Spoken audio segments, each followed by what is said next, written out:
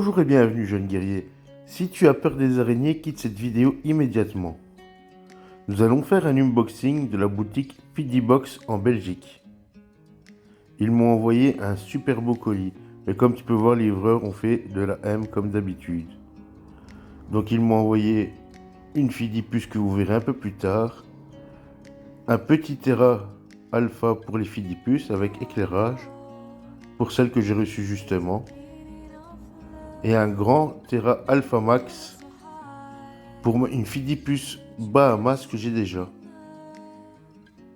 Elle était dans un bête terrarium en acrylique de chez AliExpress et ça ne fonctionne vraiment pas bien.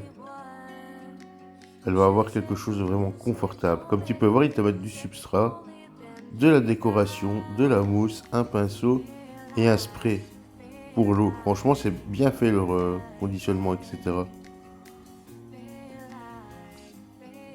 Hop, regarde-moi tout ce qu'il y a. C'est quand même super bien. C'est aussi avec éclairage. Vous voyez, il y a le thermomètre, hygromètre à l'intérieur. Franchement, c'est super stylé. Je vous ai passé le déballage du colis, plus le retirer de chaque film du plexiglas pour éviter les rayures pendant le transport. Quand j'ai vu l'état du carton, j'avais très peur, mais franchement, c'est tellement bien emballé que je n'aurais pas dû avoir peur.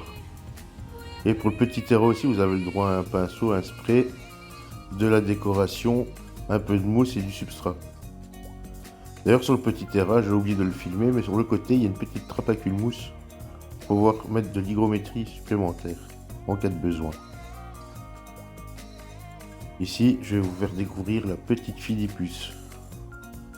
Mais pas tout de suite. D'abord, je vous montre un peu une vue d'ensemble de tout ce que j'ai reçu.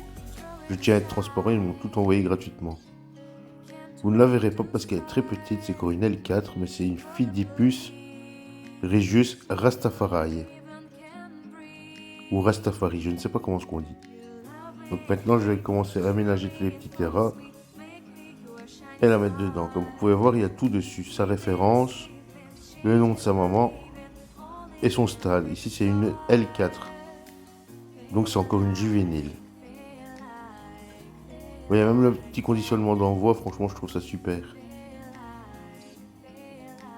Là, comme vous pouvez voir, je vous montre ma Bahamas avec ses drosophiles qui vit dans une boîte acrylique, mais je trouve pas ça top parce qu'il y a trop de trous. Ça, oui, il faut beaucoup d'aération, je suis d'accord, mais là, il y en a un peu de trop, je trouve. Les drosophiles savent se carapater par la jonction du couvercle aimanté. Désolé, je dois faire une mise au point. Voilà. Donc maintenant, on va commencer à mettre en place les terras. Et vous me direz ce que vous en pensez. Alors voici quand c'est fini. J'ai déjà installé ma Bahamas dedans. Comme vous pouvez voir, je vais faire un petit truc chill. Franchement, j'adore le rendu. J'espère qu'il va se plaire dedans. D'ailleurs, il a son petit nom, il s'appelle Berserker, excusez-moi. Pour ceux qui connaissent un peu la culture viking, c'est un guerrier fauve. Pour ses couleurs, je l'aime bien. Alors je ne sais pas si c'est un mâle ou une femelle, mais il faut attendre son dernier stade. Parce qu'il pourrait avoir des petits gants de boxe sur les pédipalpes. Comme vous pouvez voir, monsieur bronze ou madame, bronze sous la lumière.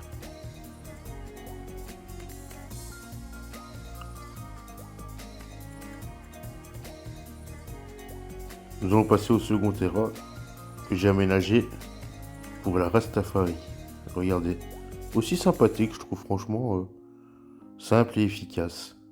Elle a déjà aménagé aussi dedans et elle a déjà choisi son petit coin.